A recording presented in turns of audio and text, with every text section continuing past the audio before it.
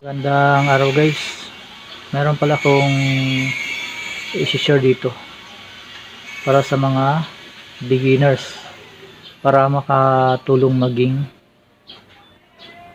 aware, para hindi tayo masiraan ng tester.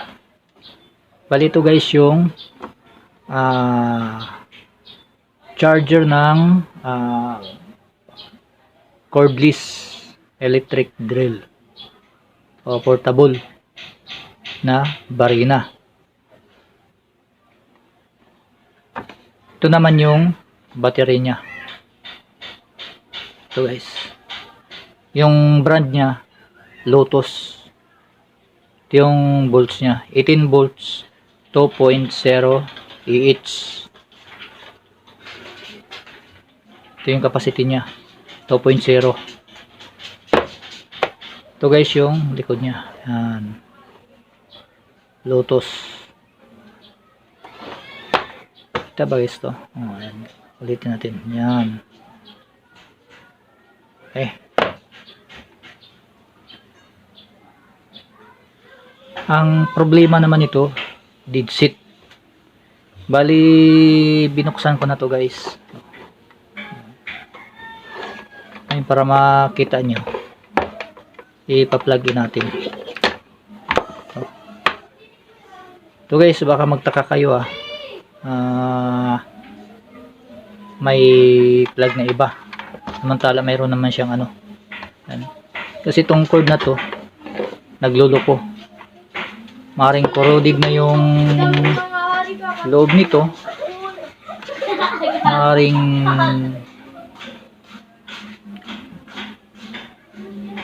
nag-loose dito sa pinaka ulo niya. Ito pala, may kagat pala ito. Okay, pa-plug in natin. Ngayon, pag na-plug in natin yan, dapat iilaw siya. Yan.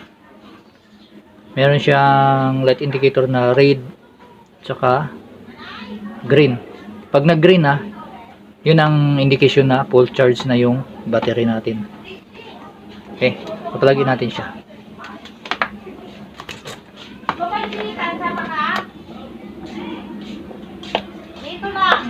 Isa.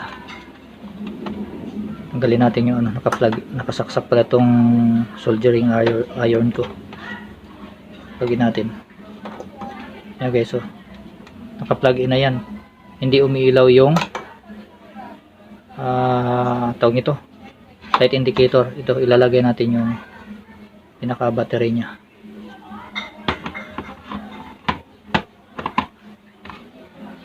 Supak natin, saksak natin ulit. Tingnan nyo guys, hindi umiilaw. Okay, bunot ulit. Ngayon tanggalin natin yung battery. Okay. Ito guys, binuksan ko na to. Kita mo na. Ito, baka nagtaka kayo dalawa yung ano. Kasi na chiko na to, sira itong pinaka switching regulator nya. Tapos itong ano na to, MOSFET. Ito yung problema nya, switching regulator at saka MOSFET. Ito guys yung line. Yan. Ito yung coil. Ito naman yung rectifier diode. Ito yung ikat nya. So natin dito guys, para makita nyo yung pinaka harap. Kita nyo yung parts. Ito yung parts nya.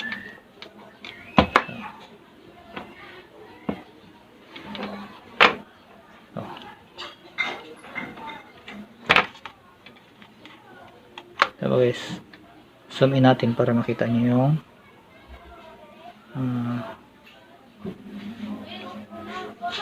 main filter capacitor. Yan guys, yung main filter capacitor, 47 microfarad 400 volts. Ito yung main filter sa primary. Ito naman yung sa secondary. Pag secondary, mababa na lang yung ano dyan, supply dyan. Kasi yung sinusupply natin 18 volts. Yung output nito dito sa secondary 18 volts lang yan. Okay. Ngayon, kakabitan natin siya ng alligator clip. Ayan guys, dito natin siya ikabit sa ground ng main ikap dito sa primary. Bali yung ibibigay ko dito guys na tips, ito guys para lang sa mga beginners, hindi nakasali yung mga ano dito, yung mga tawag nito, mga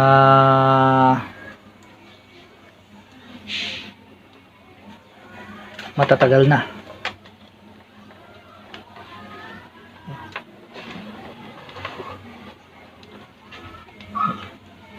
Itong ano, baka magtaka kayo, kinabitan natin siya ng alligator clip para itong test probe natin, dito natin siya i-clip. Yan. Ngayon sila natin itong sinasabi ko na makatulong sa mga beginners para maging aware, para hindi masiraan ng tester. May actual natin siya. Ito guys yung ano, tester natin. Yeah. Yusin na natin yung camera natin. Atangat natin ng konti.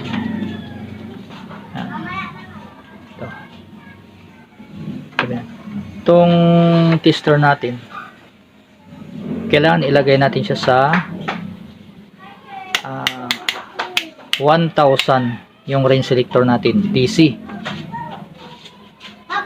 Baka magtaka kayo na nakalagay sa 1000 yung range selector natin, samantala yung input niya is 220 to 230 volts AC. Para maintindihan nyo guys, ito i-actual natin siya. Kasi yan, hindi na ang ilaw.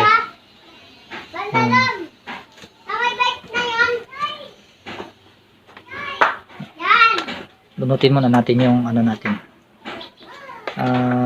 soldering iron. Itong ano natin, ipa-plug in natin siya. Ito guys, plug in natin siya,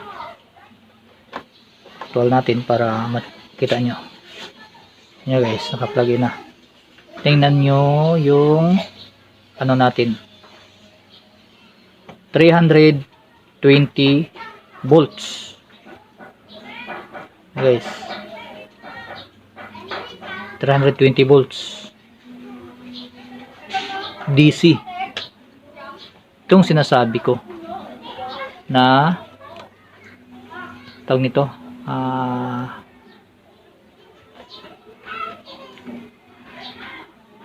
makatulong sa inyo. Kung hindi natin nilagay sa 1000 volts, kung naka-range tayo ng 250 volts, ano mangyayari sa tester natin? Siyempre sibak. Sayang yung tester natin. Okay lang kung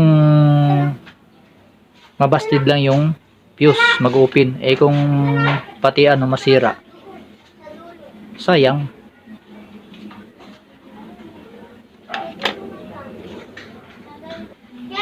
Kasi ang problema nito guys, nung ano na to,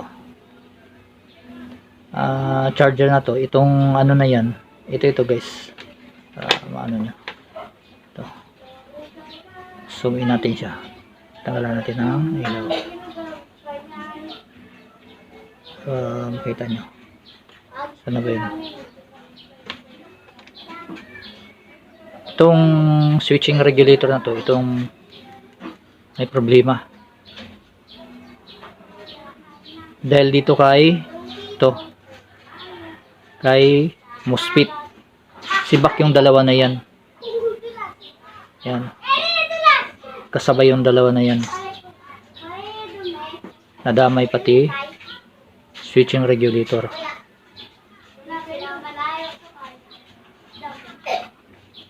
So guys, ililipat natin yung ano natin.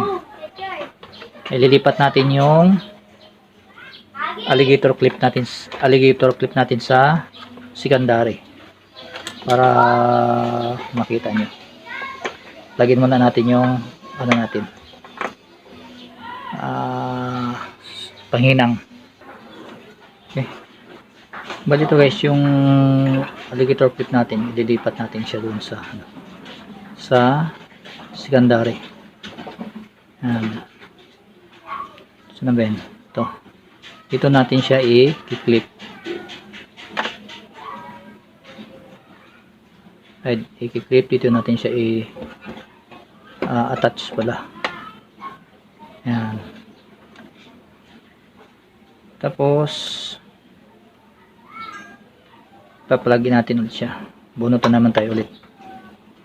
Kasi dalawang ano lang guys, yung ano natin may nakasaksak na ano cellphone. Balik muna tayo dito guys sa ano, dito baka magtaka kayo, naka DC tayo, no? Ito kaya naging DC yung supply nitong ano na yan, itong ECAP, dahil dito sa rectifier diode dumaan siya dito, kaya nagiging DC. Alam niyo naman kung anong trabaho ng diode. Kung napanood niyo yung mga previous video ko, meron akong tutorial doon. Yun. Ngayon, punta na tayo dito sa ano. Hindi pala nakaklip. I-clip natin ulit tong ano natin. Ngayon, yung range selector natin, ibabalik natin siya sa mababa. Lagay natin sa mababa. Ilagay lang natin siya sa 50 volts. Kasi yung susukatin natin is 18 volts. Saan na ba yung plug na yun? Ito.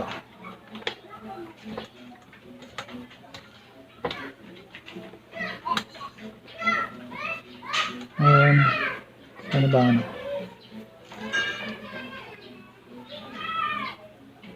Ito pala. Ito guys yung secondary ECAP. Yan.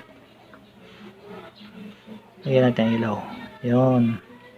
Ito yung secondary. Ito pa natin.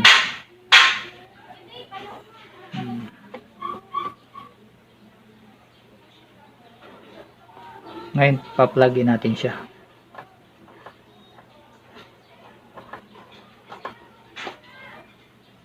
Yan guys, naka-plug in na.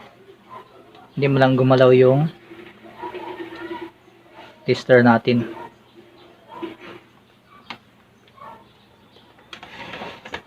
Ibig sabihin yung problema dito sa primary.